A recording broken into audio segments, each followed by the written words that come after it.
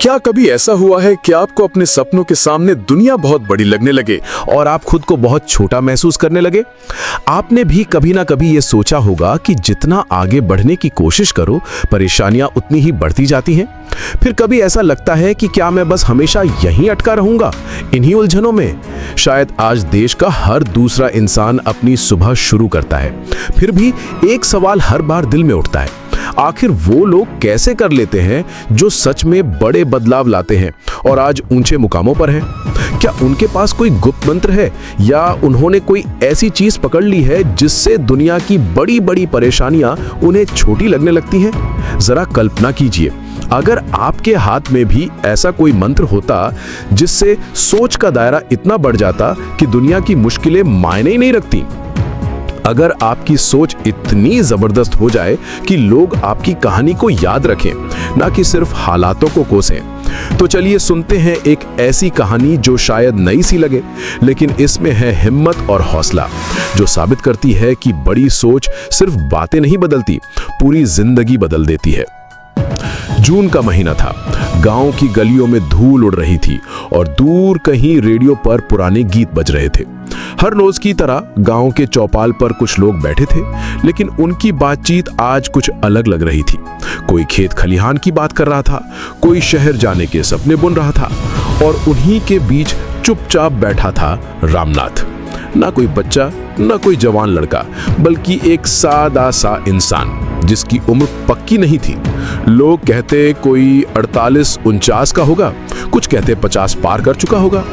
उसकी आंखों में झुर्रियां थीं, कपड़े कोई खास नहीं, लेकिन चेहरे पर एक अजीब सा सुकून था। गांव के बाकी लोग हमेशा उसे हल्के में लेते थे। ये रामनाथ तो बड़ी बड़ी बातें करता रहता है, खुद का खेत तो ठीक से संभल नहीं पाता। लेकिन किसी ने ये नहीं सोचा कि रामनाथ पिछले कई सालों से कुछ खोज रहा था, ना किसी इनाम के लिए, ना पहचान के लिए, बल्कि सिर्फ इसलिए क्योंकि उसे हमेशा लगता था सोच बदल सकती है और सोच से दुनिया भी। आज उसने कुछ ऐसा करने का सोच रखा था जिसे सुनकर हर कोई चर्चा करने लगेगा। लेकिन सवाल यह है, जब उम्र बीत जाती है, नया सीखना भारी लगने लगता है और लोग ताने मारते हैं, तो क्या तब भी कोई इंसान कुछ बदल सकता है? किसी ने हंसते हुए चिढ़ाया, रामनाथ भैया, तुम हर बार बताते हो कि सोच बदलो, पर अब कौन सा नया तीर मार लोगे? चौपाल में बैठे कुछ लोग मुस्कुराने लगे, कुछ ने तो हल्की हंसी भी दबा ली। रामनाथ मुस्कुराया, वही पुरानी शांत मुस्कान। तुम लोगों को लगता है सोच बड़ी रखना बस किताबों की बात है, पर असल फर्क कहीं और होता है। आओ आज मैं कुछ दिखाता हूं। इतना कहकर वो चौपाल से उठा। उसके उठते ही माहौल थोड़ा बदल गया। शुरुआत में मजाक उड़ाने वाले भी अब उसकी तरफ देखने लगे। किसी ने धीरे से पूछा, कहां जा रहा है ये? अब रामनाथ धीरे धीरे गांव के तालाब की ओर बढ़ गया।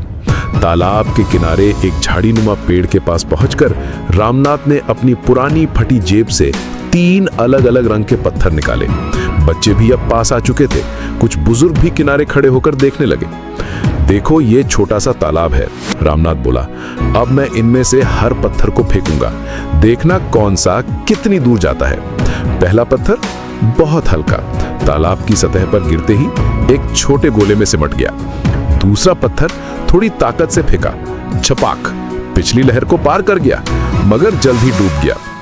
तीसरा पत्थर रामनाथ ने जरा सी मुस्कान के साथ फेंका और वो दूर तक उछलता गया, बार बार सतह को छूता हुआ, सबसे ज्यादा लहरें बनाते हुए। सभी चुप थे। किसी ने धीरे से पूछा, इसका मतलब क्या है रामनाथ भैया? रामनाथ बोले, तीनों पत्थर एक जैसे दिखते थे, पर उनकी दिशा, ताकत और सोच अलग थी।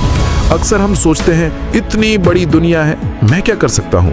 लेकिन जब आप अपनी सोच का दायरा बड़ा कर लेते हैं, नजरिया बदल लेते हैं, तो वही दुनिया जो कभी पहाड़ जैसी लगती थी, अब बस एक छोटी सी लहर बनकर रह जाती है। तुम चाहो तो छोटे पत्थर की तरह अपनी मंजिल पर जल्दी हार मान सकते हो, या फिर सोच बढ़ाकर, पुराने डर मिटाकर लहर पर लहर नए रास्ते खोल सकते हो। सब फर्क सोच का है। लोग अब एकटक रामनाथ को देख रहे थे, जो उसे पहले ख्याली पुलाव कहकर हंसते थे, अब चुपचाप सिर हिला रहे थे, मानो उन्हें अपनी ही जिंदगी के पत्थर याद आ रहे हों।